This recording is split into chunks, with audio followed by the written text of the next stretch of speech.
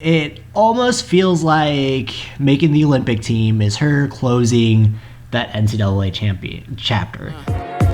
Yeah, I'm here to change the game up. I'm here to shuffle up the deck. You'll probably think I'm... Hello, everybody. Welcome back to today's episode of the Running Through It podcast. Atlanta 2020, the Olympic marathon trials are done. They're toasted, and we have narratives to discuss. This is a very surprising race.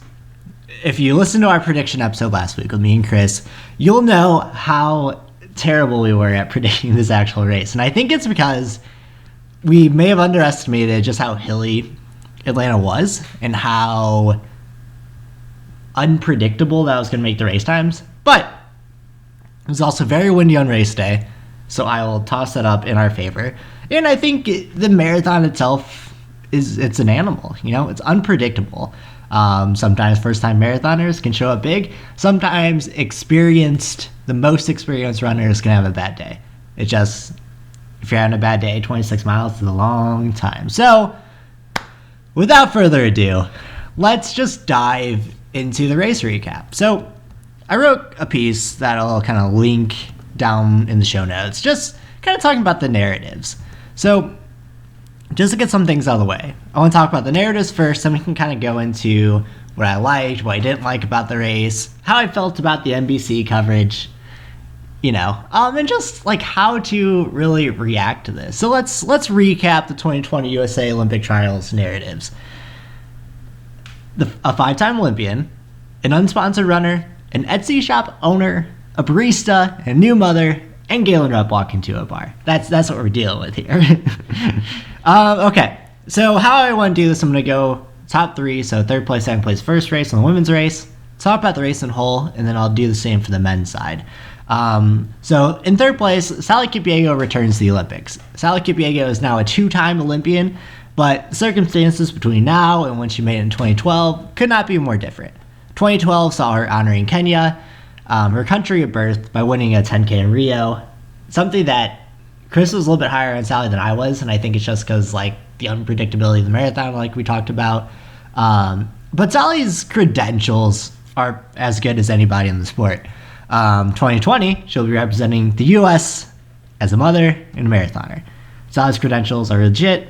Olympic silver medalist, world champion silver medalist, NCAA champion, and could indicate, I think, that she's probably a dark horse medal contender. Especially Sapporo is supposed to be pretty flat. So Atlanta was designed to replicate Tokyo's course, which was supposed to be hard, a lot of turns, a lot of ups and downs. But Sapporo is supposed to be a lot flatter of a city, a lot flatter of an area. So I think that deals well with people who are more rhythm runners, so people like Sally Kipyego who have that track experience, that track credentials, right? So her and Galen Rupp, I think, look pretty good going into the Olympic marathon. Sally's return to the sport post-childbirth is an inspiration. Women everywhere should be looking at Sally's accomplishment this weekend and feeling inspired that having a child isn't the end of your personal goals and dreams. Who would have thought that you could also celebrate yourself even when you have somebody else to take care of? I think Claire was talking to one of her friends this weekend watching the race, and she was talking about just how inspirational it was because she'd been thinking about children and just how inspirational it was that it's not the end of everything. Having a child isn't going to ruin your body forever, that you can come back and still be an Olympic level athlete if you have a kid. So I think that's an inspirational part of the story that we haven't been talking about as much. And kids are the best cheerleaders. Sally Kipyego closed with a 5:27 mile, so that definitely helps her close out that top 3 spot. So, Sally Kipyego gets third. In second, Molly Seidel. And she took a chance on herself. Took a chance on the race, took a chance on herself. Molly Seidel is a 4-time NCAA champion, but with the amount of talent last weekend, I left her out of our predictions. I think we mentioned her a little bit, but we were wrong, and I'm happy to take that L. Molly's journey to this point makes Saturday that much more rewarding. The talk of eating disorders in running took over our sports zeitgeist this past fall after we talked about Mary Cain and Nike Oregon Project and kind of the harassment in general, unhealthy behaviors having someone like Molly there to take the story forward feels pretty heartwarming. I talked with Rachel Stahl on the podcast, you guys might remember that episode, about when athletes suffering from disordered eating tend to disappear and how hard it can be to come back from that label. It almost feels like making the Olympic team is her closing that NCAA champion chapter. Reappearing on the sports stage as kind of a new runner, a new type of athlete. So she talked with Runner's World earlier this week, so I'm not sure if you guys are familiar with Molly's story. So Molly, multiple-time ACC champion at Notre Dame, 4-time NCAA champion in cross country and on the track. I want to read some of the story because I think it's goes to something that we've talked about on this podcast before. But generally this idea that just because you're successful doesn't mean that behind the things are going well. So I'm going to read the story. So shout out to Runner's World. I'm not sure who wrote this article. Oh, shout out to Johanna Greshel who wrote this article. I will also link this one down in the show notes as well. 4 years ago, Molly Seidel wasn't just the next big thing. She was the top female athlete in the NCAA with 4 national titles and Olympic trials on the horizon. But instead of signing a splashy contract with a shoe company, Seidel was sidelined with a sacral stress fracture and watched the U.S. Olympic track trials from the stands at Hayward Field, where a Notre Dame teammate, Danny Aragon, gave her a reality check. "You look like you're dying," Seidel remembers her friend saying. "You need to go get help." The truth was, the fastest woman in the NCAA was struggling with depression and an obsessive-compulsive disorder that manifested itself in disordered eating. Seidel turned down the ludicrous. Now, it may have been ludicrous. Well, the amount of money going into this contract was ludicrous. That's a joke. Lucrative sponsorship opportunities to quietly enter treatment for eating disorder. I joke as we are about to talk about eating disorders. Great, I'm a awesome person.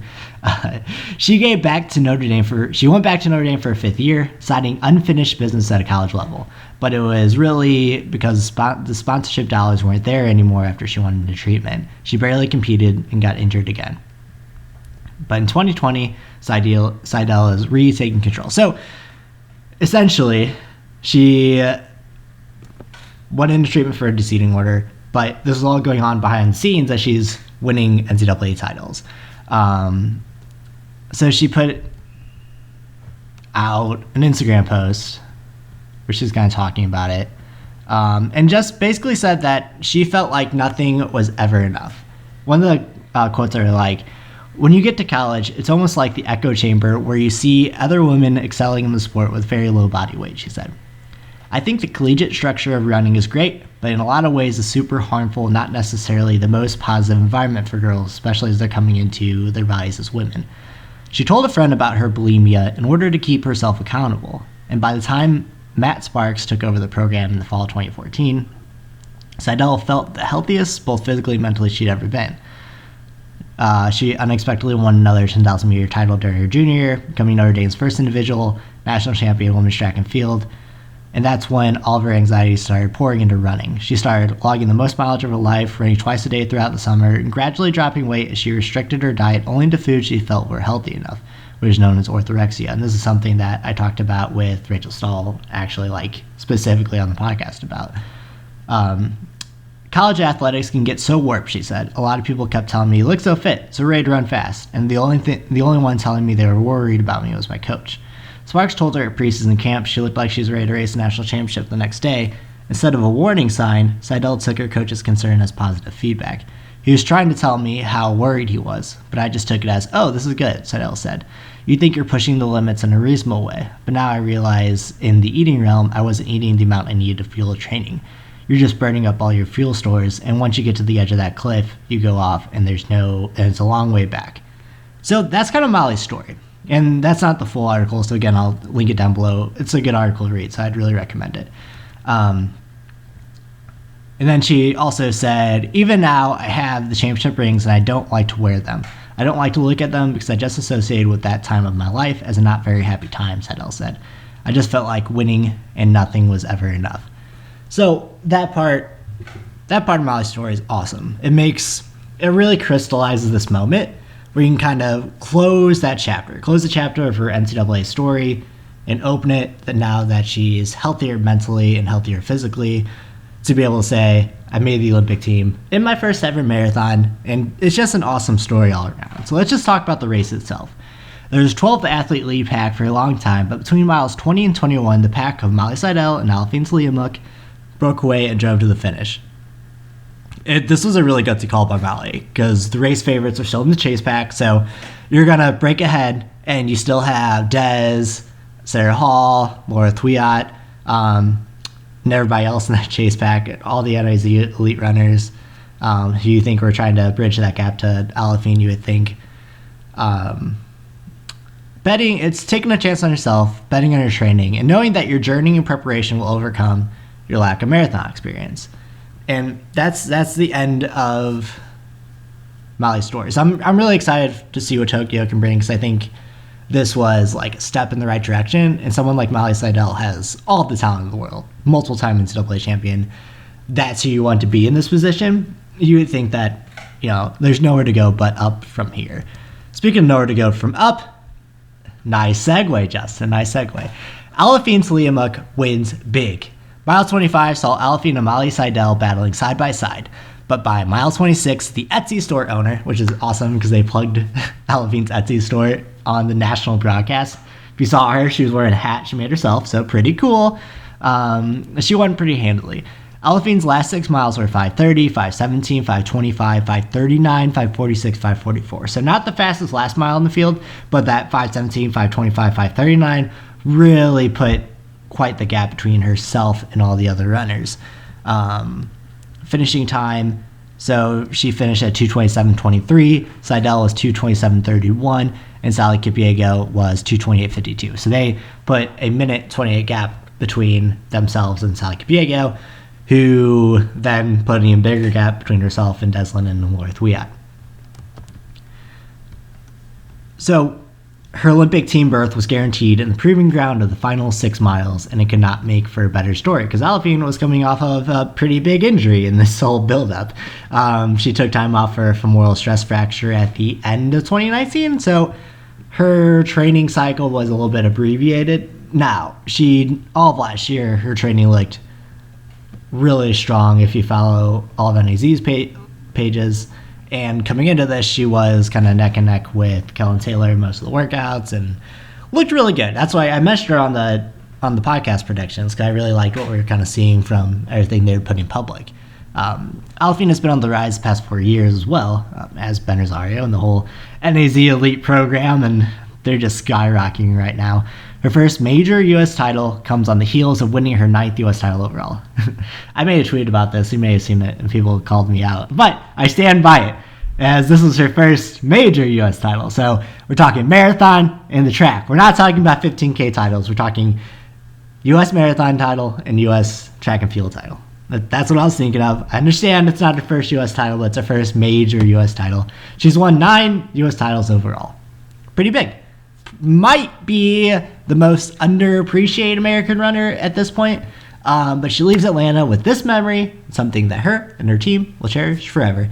Truly incredible. There's nothing I loved more than Aliphine finished, then Kellen Taylor, or I guess Steph Bruce finished 6th, Kellen Taylor finished 8th, and then they kind of came together as they handed Aliphine the flag, and they just giant group hug, and it just like really showed how much training partners share. How like you go through this day in, day out, month in, month out, and you just like share in this grind and the struggle and the emotions of it all. And then to be able to like share in the excitement of 3 in the top 10, Aliphine winning the national title, going to the Olympics. And like, yeah, there's some disappointment because I think Kellen Taylor and Steph Bruce were both, and they're definitely both in the mix, or they should have been anyway, for top 3. So it's maybe a little bit of disappointment for not making it, but then also sharing in the joy of your teammate and someone you're going to be training with for the rest of the year, making it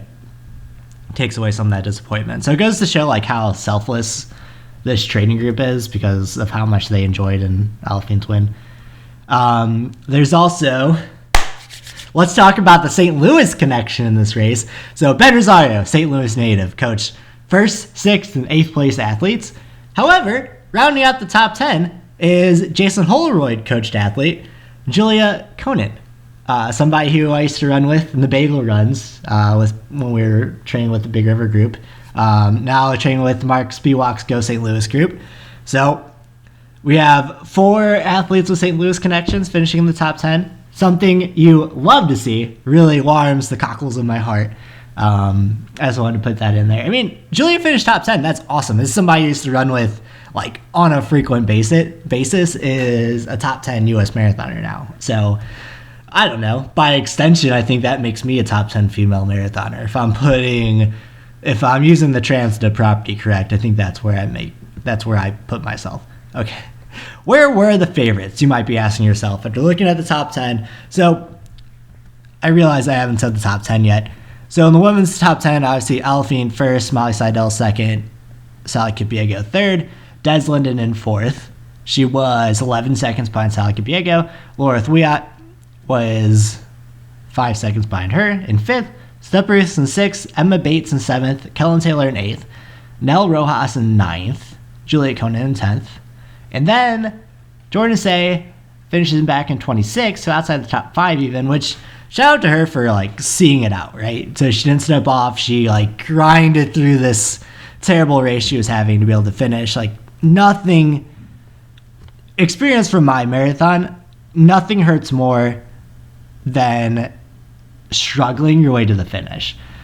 Like I thought I was going to die the last 2 miles. Everything was cramping up.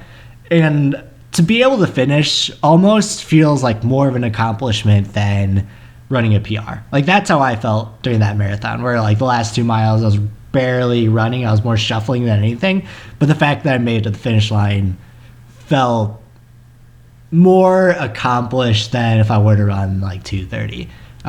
So hopefully Jordan kind of feels that same way. I'm sure it's heartbreaking because this was her chance at the Olympics, but hopefully she can take some solace from that. Jonathan Galt put out a good tweet that I thought summed up this point I'm trying to make pretty perfectly.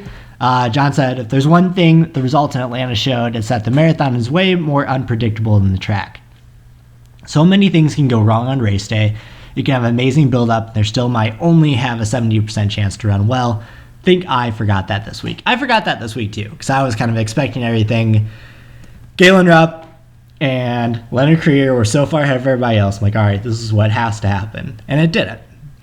So let's segue that and talking about the men's race here for a second. Okay. Abdi Abdirahman makes his 5th Olympic team. So my first exposure to Abdi was through running with the Buffaloes. He and Bernard Lagat were Adam Goucher's main rival through an NCAA title. And, spoiler alert, Adam Goucher ultimately prevails.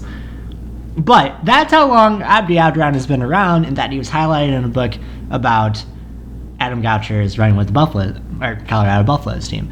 My next exposure to Abdi was sharing an elevator with him in 2012, right before the Chicago Marathon when my dad was racing. I flew up the day after the Louisville invite. Or no, I flew up the same day as the Louisville invite. Did I drive up? How did I get there? I honestly barely remember.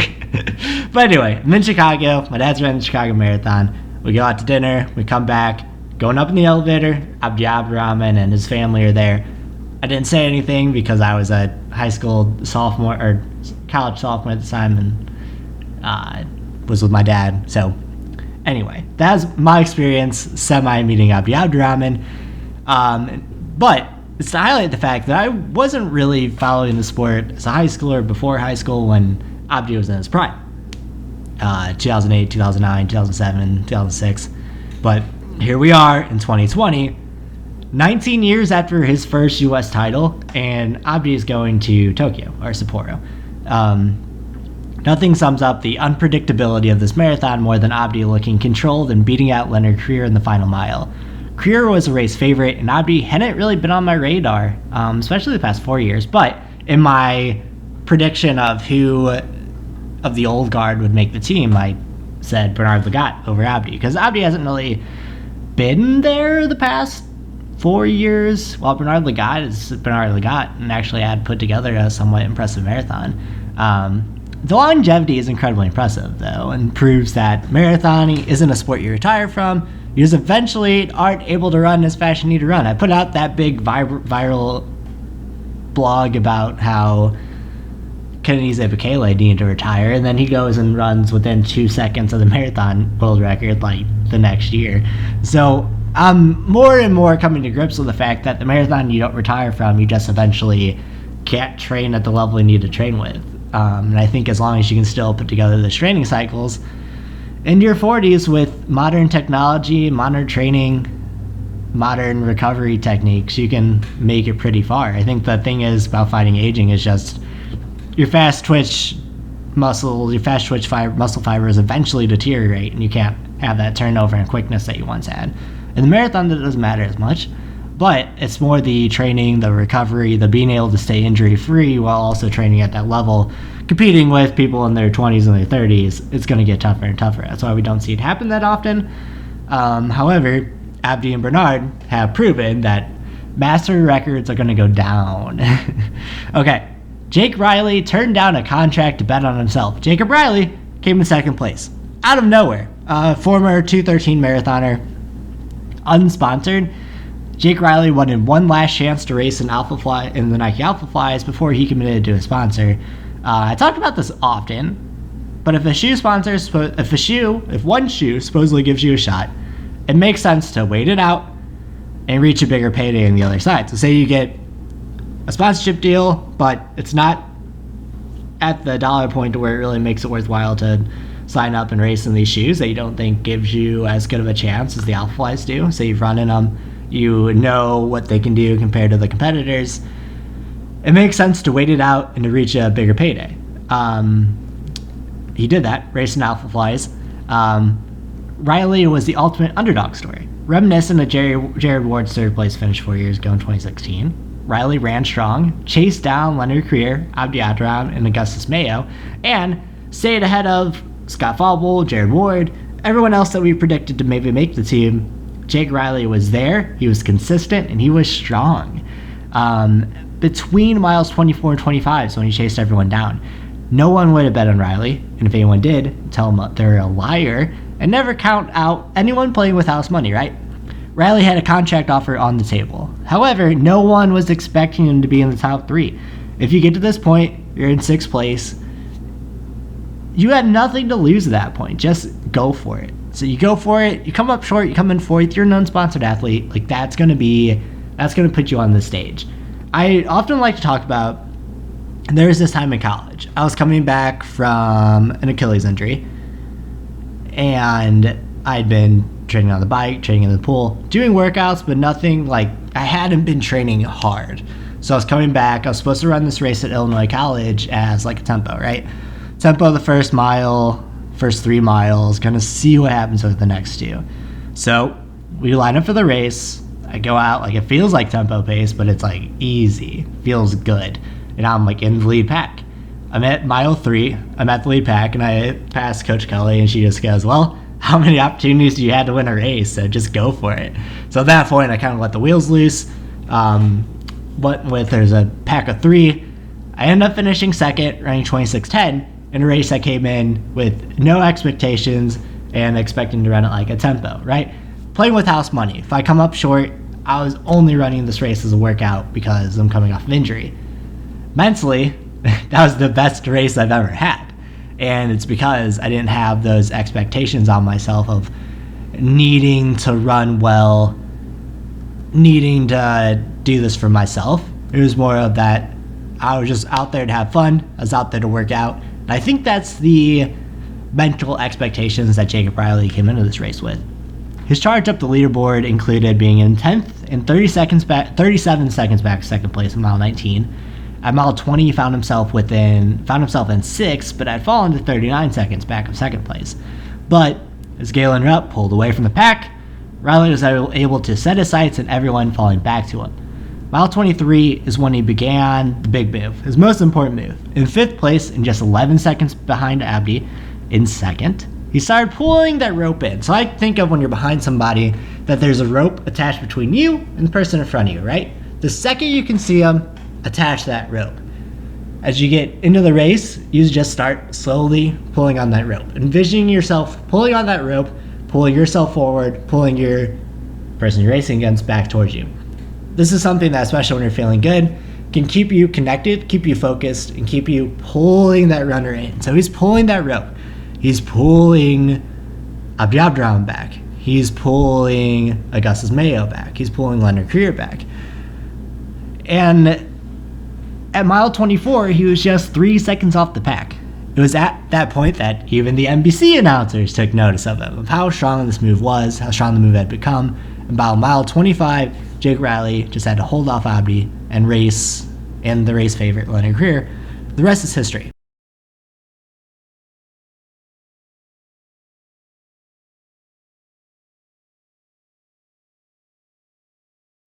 Our good friend Peter Bromka, a guest of the pod, put out a tweet where he talked about how Jake Riley had turned down this sponsorship offer in order to race this race and to bet on himself. However, now it's time for you to go get that bag, Jake. Go get that bag. Go get that contract.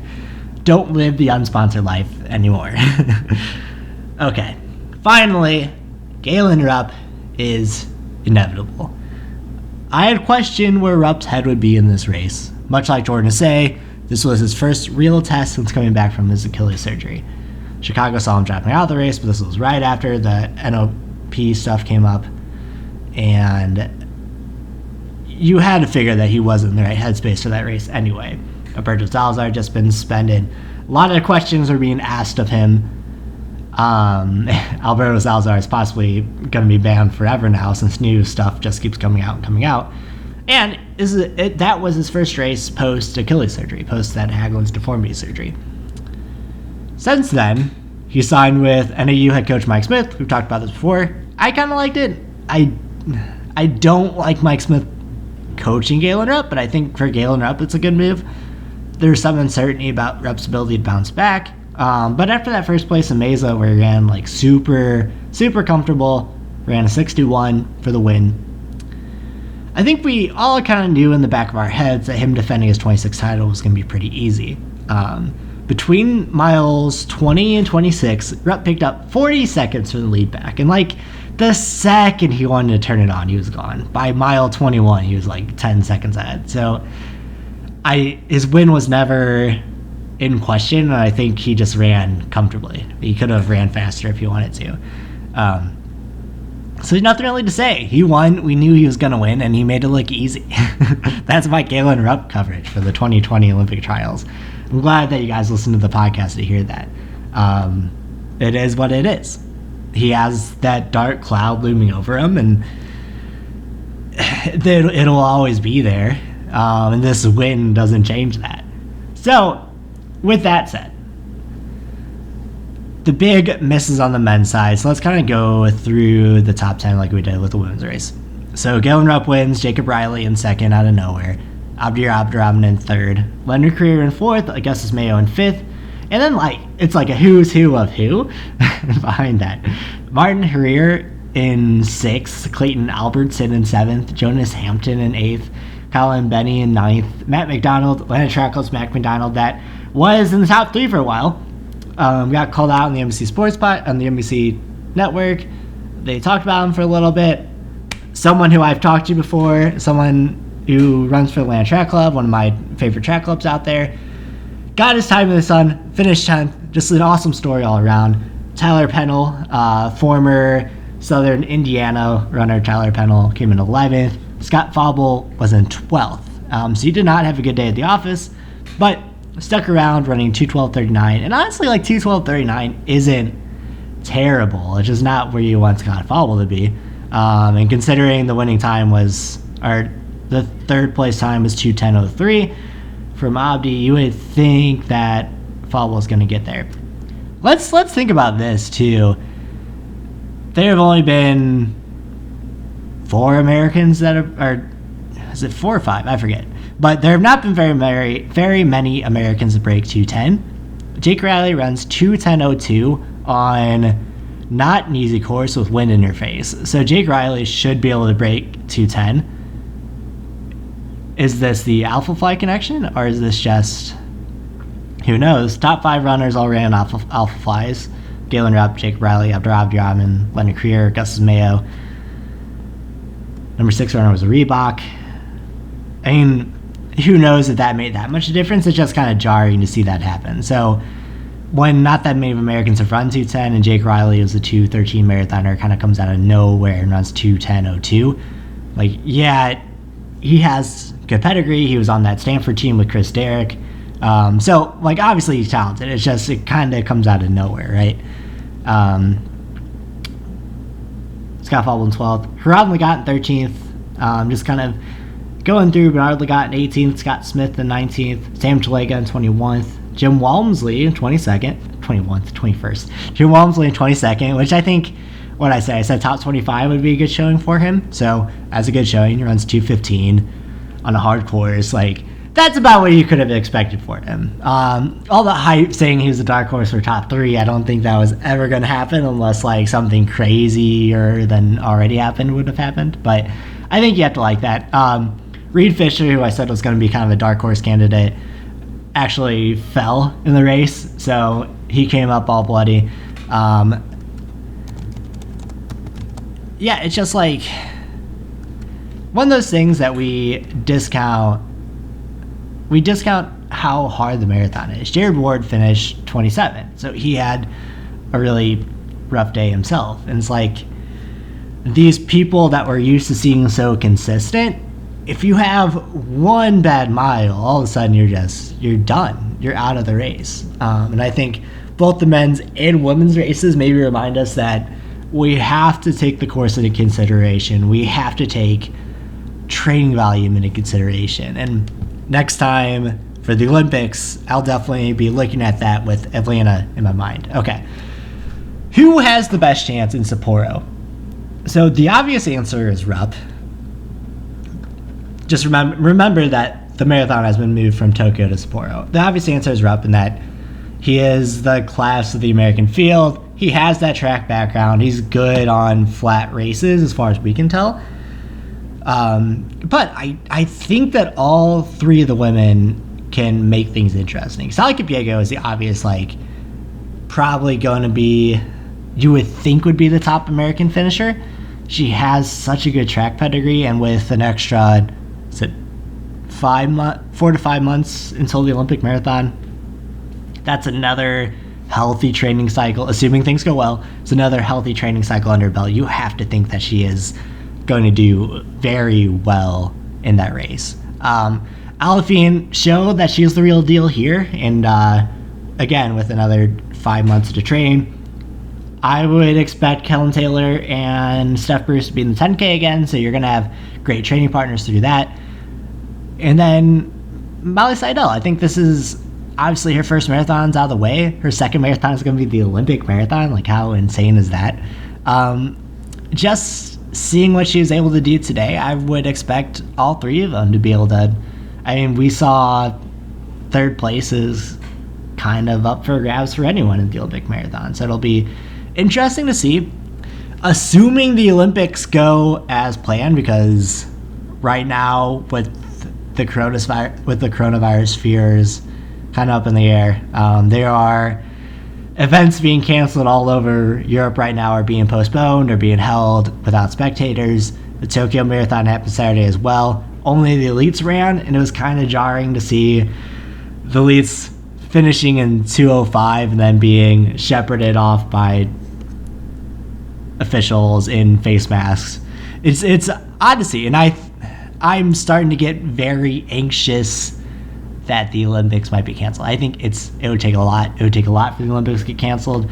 At the very least, they would be held without spectators, or they'd be, I would say that they could get moved. I think that's the very, very last chance scenario, where right before they cancel it, they see if they can move it to like LA or something. I don't think that happens. I think at the very least, we maybe see it run without or the Olympics happen without spectators. Just the logistics of flying everybody in when you're worried about this virus spreading. They're kind of grounding flights all over the world right now. That being said, Dick Pound came out a couple weeks ago and said there's about a 3-month window for them to decide. So I would assume that by May, they will have whatever is happening with this spread, that they would have it controlled, so as you deal with most sicknesses.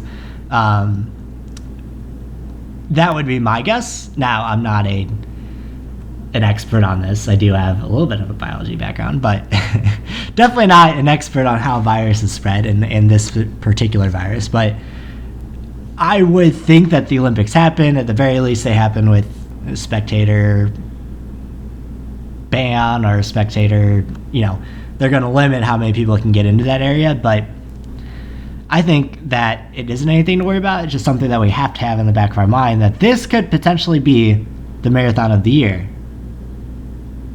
It would just suck. Missing the Olympics would be, I always think about Prefontaine when I think about missing the Olympics and how he missed out on Munich because of the boycott.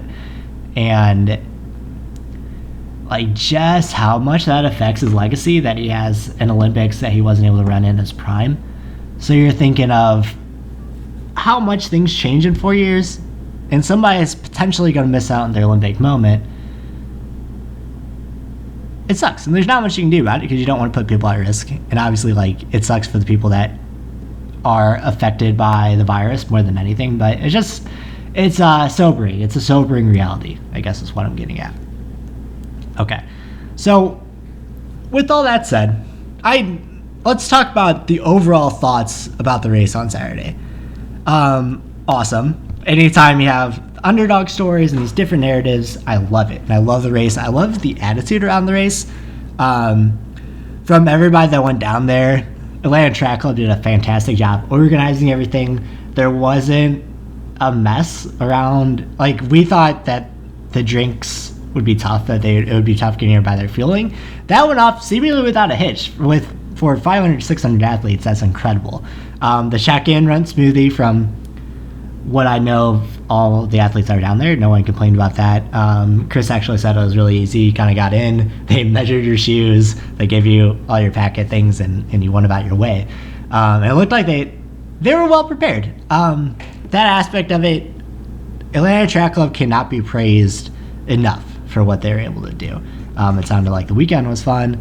Perfect weather outside of the gusts of wind and the hills, which you can't really control. But you didn't have to deal with any rain or any coldness or any sweltering heat. My one gripe would be the NBC coverage itself. I think there were, and this has been talked about to death at this point, so I don't want to go too in depth. But think of all NBC coverages. This isn't this marathon exclusive. This happens at the Olympics. This happens at every marathon that NBC covers. They cut away from the race too often. There are too many commercials where they don't have at least a portion of the screen showing the race. They missed Galen Rupp taking the lead. Galen Rupp was chasing down the lead pack. They went away for commercial, and they came back, and Galen Rupp had 2 seconds on him. So they often miss big portions of the race, and they don't go back and show it. There were portions of the race where they were showing a highlight package that they weren't showing the race at all. So they were highlighting Jared Ward for a portion of time, and that was the screen. It was this 2-minute long Jared Ward commercial essentially, and they didn't show the race. And this was at mile 10. I'm marathons aren't that exciting all the time, but you can talk about these things over the race. If you have guests on, they had Meb on, and they're showing the commentators, they're showing Meb, and they weren't showing the race at all.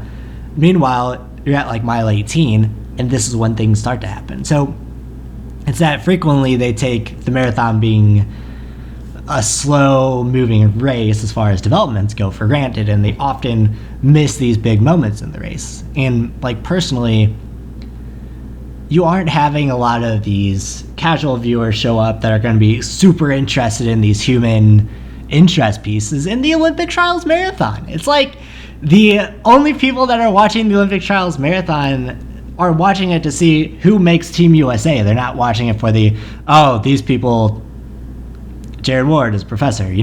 If you're watching the marathon, you already know that, because there aren't a lot of casual fans just stumbling upon the U.S. Olympic Trials.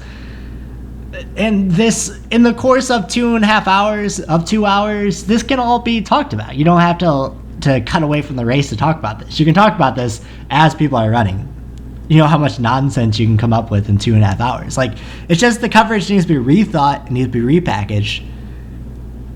I don't think you can't get away from the commercial issues, because think about soccer. It's like, I think about this continuous action, right? So think about soccer. You have 45 minutes where you don't have a commercial. Obviously, there's commercials on sideboards as far as like billboards, you know, think about that. Things that are sponsored, like the scoreboard's sponsored, instant replays are sponsored. But at halftime, they pepper you with like 10 minutes straight of commercials, a little bit of analysis, more commercials, then back to the action, right? So you have to have commercials somewhere to make it commercially viable, to make it the rights worth something, because NBC is not just going to show the marathon if they can't promote things. Just having eyes on your television broadcast isn't really worth much if you can't draw people to action or make money off of it. I get that, but full screen commercials during a 2-hour constant event don't work for me. So you either have to pepper in commercials beforehand, go split screen, and just show the race. I don't care if there's commercial on screen if I can at least kind of see what's going on in the action. And I think most people would accept that. The other gripe is that they kind of missed a lot of the women's race. They had, like, the split screen concept is pretty novel for NBC. They obviously, the men kicked off first, so they showed the major developments on the race. And I think the problem is that by the time the races were so spread out that by the time the women's race was breaking up from the main pack, that since everyone was together for a long time, I think they felt like the men's race was more interesting, so they stayed with that. However, by the time that the women started breaking out, so by the time that like Molly Seidel and Aliphine made their move, that's when the men's race started to get interesting as well. And I think they prioritized that race being towards the end as opposed to everything interesting going on with the women's race. So like, you kind of missed that main move until they went back, and now all of a sudden Aliphine and Molly Seidel are like off on their own, and there's like no one behind them, and you're just left wondering what had happened, and they didn't really mention or talk about it that much. So a lot can be done to equalize the coverage a little bit. The women's race either needs to happen first, or they need to figure out some sort of way. Split screen is obviously the answer. I don't know, like that's the easiest solution, just to show split screen, but since they're so against that, I don't know. It's not perfect. We talk about this all the time, that they're stuck between this like beginner aspect of like having to explain everything, and then they're stuck in this like casual beginner mindset when majority of the people watching your sport are diehard running fans, right?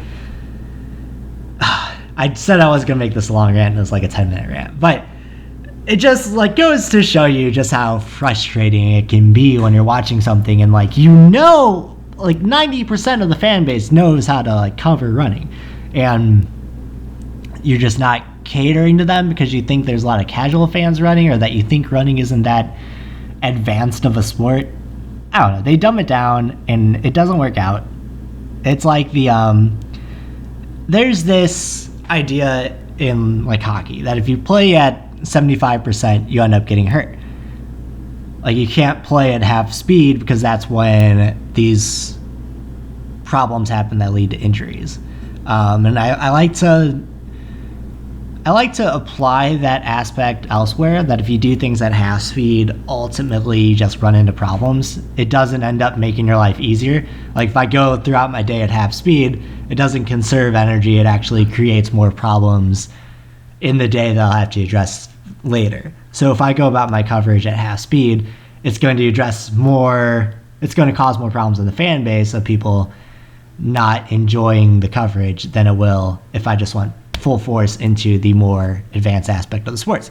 That's what makes like sports coverage so great. If you watch a baseball broadcast, if you just come into a baseball broadcast, you're not necessarily going to know everything they talk about, but it's a long sport, and they kind of explain it, and the more you watch, the more you pick up on it. Baseball is not the most exciting sport, so not the greatest example there. But if I come into an XFL game, which I did the other day. So the XFL, they have new rules, like for kickoffs, for example. Everyone lines up kind of at the 40-yard line, and no one can start running until the receiver catches the ball. They explain this rule, but like you don't necessarily know what you're looking at until you see it actually in action. But they don't spend so much time explaining the rule that it takes away from the viewing experience, right? So that's kind of the give and take you have to grasp, and NBC is just missing the boat 100%. Okay, that's where I'll end it. Overall, I enjoyed the race, A+. I enjoyed all the coverage around it. If you follow me on Twitter, I've retweeted a bunch of stories and journalists I follow that I just loved the coverage of. I could not make it down to Atlanta, and I experienced just loads of FOMO about it. However, I appreciate you guys sticking around with me, listening to the podcast. Let me know what you think. You can find me at HornickerJustin on Instagram and Twitter. Let me know if you like my takes on the race. If you have anything else to say, I would love to have a conversation about it. And as always, remember to work hard, be nice. Happy running, guys. We will talk soon. Later in the week, probably, because we need to talk about some NCAA action as well. So, love ya. Yeah. I'm here to change the game up. I'm here to shuffle up the deck. You'll probably think